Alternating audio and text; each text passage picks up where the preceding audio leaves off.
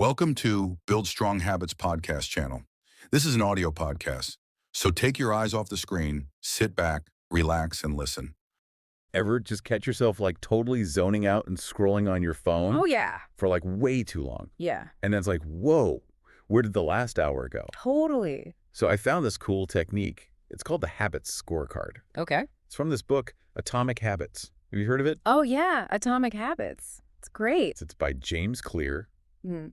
And basically it's like this system for like identifying and then changing your habits. Mm.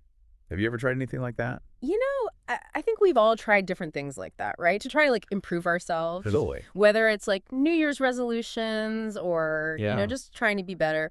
But this habits scorecard, it's kind of different. Yeah. It's like it really helps you become more aware of like all those little things you do every day. And then it's like, okay, well, how do those things actually affect like my goals and who I want to be? Yeah. And, James Clear's whole premise is that like small changes lead to big results, right? So it's like those tiny little habits, they can actually make a huge difference in the long run. Yeah. It's like the compound effect, right? Yeah. Like if you just make these tiny little improvements over time, Yeah. it can really add up. So how does this habit scorecard actually work? Okay, so basically you start by just like making a list of all your daily habits, like from the moment you wake up to the moment you go to bed. Everything. Everything. Like, brushing your teeth, checking your phone, making coffee, like all of it. All right. So like, for example, Yeah. let's say I wake up and the first thing I do is like check my email on my phone. Right. And then That would go on the list. that goes on the list. Yeah. And then I get out of bed, I brush my teeth, On the list. I make a cup of coffee. Yep.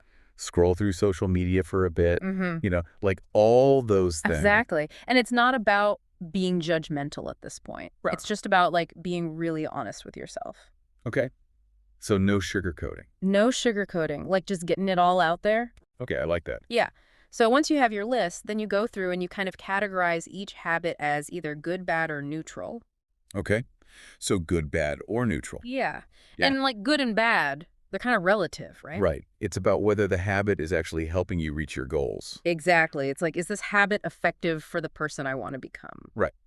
Like spending an hour on TikTok might not be the best thing if you're trying to write a book. Yeah, exactly. Or like if your goal is to be more present with your family, Yeah. spending all that time on your phone might not be helping you with that. So, okay, let's say I've got my list of habits and I've gone through and I've kind of graded them. Like plus for good, minus for bad, equals for neutral. Exactly. Then what? Well, that's where it gets really interesting, and we're going to dive into that in the next part of our deep dive. Ooh, off a cliffhanger. But before we go, I'm curious, think about one habit that you would score right now. Okay. And just think about how it aligns with your goals or like who you want to be. Yeah, that's a good point. Yeah, it's all about that self-awareness, right? Like becoming aware of those things that we do on autopilot. Totally. And sometimes those autopilot things aren't actually serving us. Exactly. Sometimes they're taking us in the opposite direction. I'm going to have to think about that. Yeah, me too. Okay, well, we'll be back soon with part 2 of our deep dive on the habit scorecard. So stay tuned. Okay, so we're back talking about the habit scorecard. And we left off with this idea of like, okay, you've made your list, you've scored your habits. Right, like plus for good, minus for bad, equals for neutral. Exactly. But like, how do you actually use this information to change your behavior? Yeah, that's the big question. Right? Like, it's one thing to just be aware of your habits, but it's another thing entirely to actually like break the bad ones and build good ones. Totally, because awareness is great. But if it doesn't lead to action, then what's the point, right? Exactly. Yeah. So this is where James Clear comes in with like these super helpful strategies. Okay, lay it on me. So in Atomic Habits, he talks about these things called the 4 laws of behavior change. Ooh, I love a good framework. Right. It's like a recipe for habit change. Okay, so what are these 4 laws? Okay, so the first one is make it obvious. Make it obvious. Okay, the second one is make it attractive. Got it. The third one is make it easy. Make it easy. And the fourth one is make it satisfying. Okay, I like that. So let's take an example. Let's say you scored like mindlessly scrolling on social media as a bad habit. Yeah, I think we've all been there. Right. So to change that, Yeah. you could try to make it less obvious. Okay, so like how would you do that? Well, like maybe you delete the apps from your phone.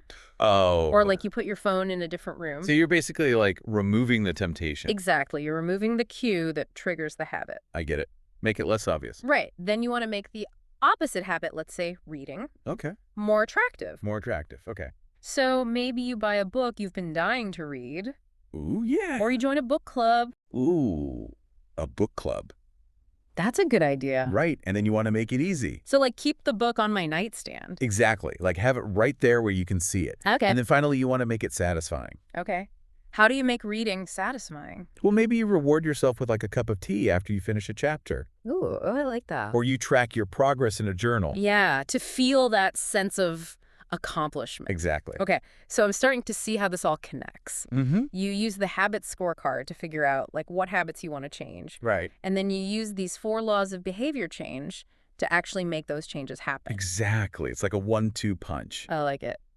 And what's really cool is that the habit scorecard can also like reveal these deeper patterns in your behavior. Oh, interesting. Tell me more. So for example, let's say you notice that you have like several bad habits that are all related to procrastination. Okay. That might indicate that you have like a fear of failure or maybe like a lack of self-belief. Wow, I never thought of it like that. Yeah, it's like those habits are kind of like symptoms of a deeper issue. Okay, that's really insightful. And once you start to see those patterns, Uh-huh. you can start to address the root cause. Right. Instead of just treating the symptoms. Exactly. So it's like the habit scorecard is a tool for self-discovery.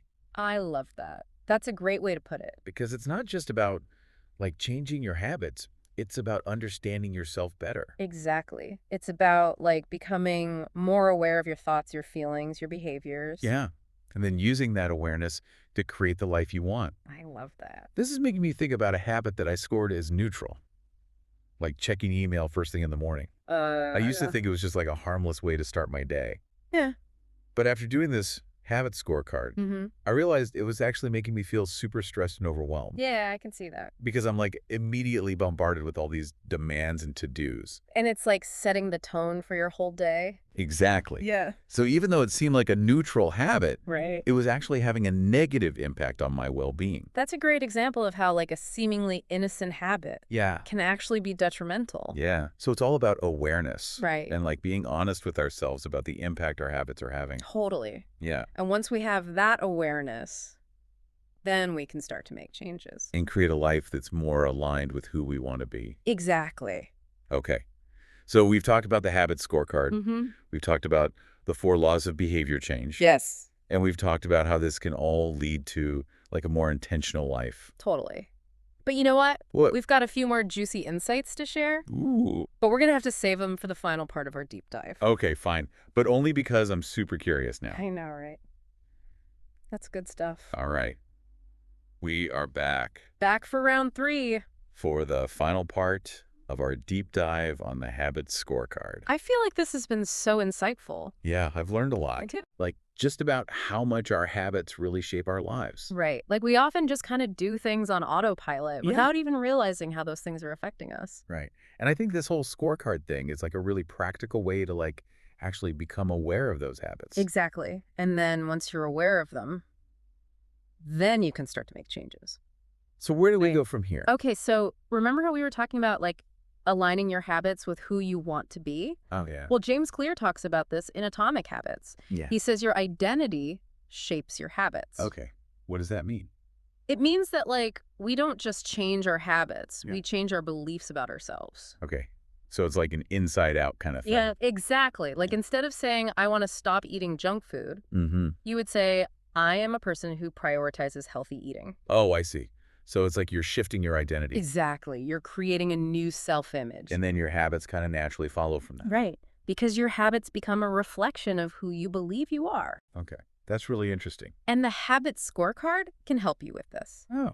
Well, by identifying the habits that support your desired identity. Oh, I see. So, for example, if you want to be a writer, Mm-hmm. your scorecard might include habits like writing for 30 minutes every day, reading books in your genre, attending writing workshops. So it's like you're creating a blueprint for the person you want to become. I love that. Yeah. Yes, exactly. And then like each time you do one of those habits, it's like you're reinforcing that identity. Exactly. You're casting a vote for the person you want to be. That's so cool. It's like those tiny little habits. They're Yeah. not just actions. They're like these little affirmations Yeah. that are shaping who you are. Okay, so I'm thinking about all those habits that I scored as bad, Yeah. like staying up late, scrolling through social media. Right. Those habits definitely don't align with my desired identity of being like a productive and energized person. And that's the beauty of the habits scorecard. It helps you see those discrepancies Yeah. between your actions and your aspirations. It's like holding up a mirror Exactly. and being like, okay, this is what you're actually doing. Is this who you want to be? And sometimes the answer is no. Right. And that's okay. It's not about beating yourself up. It's Yeah. about like using that information to course correct. Right. To get back on track. And the habits scorecard gives you the awareness you need to do that. Okay. Yeah. So just to recap, Mm-hmm. we talked about the habit scorecard. Yes. We talked about the 4 laws of behavior change. We talked about how our identity shapes our habits. It's all connected. And we talked about how all of this can help us create a more intentional life. Exactly. It's Oh. about becoming the architect of your own life. Yeah. And not just letting your habits run the show. It's about making conscious choices. And building a life that truly aligns with your values and your goals. I love that. Well, this has been an amazing deep dive. Yeah, thank you for having me. I feel like I have a whole new perspective on my habits. That's awesome. And I'm definitely going to be putting the habits scorecard into practice. Yes. Do it. And for anyone listening who wants to learn more about this stuff, Mm-hmm. I highly recommend checking out Atomic Habits by James Clear. It's a great book. It's full of practical tips and inspiring stories. And it's really easy to read. Totally. So yeah, go check it out. And let us know what you think. Yeah, we'd love to hear from you. Awesome. Well, that brings us to the end of our deep dive on the habits scorecard. Thanks for listening, everyone. Until next time, keep diving deep. Thanks for listening. If you enjoyed this podcast, don't forget to like, share, and subscribe to Build Strong Habits.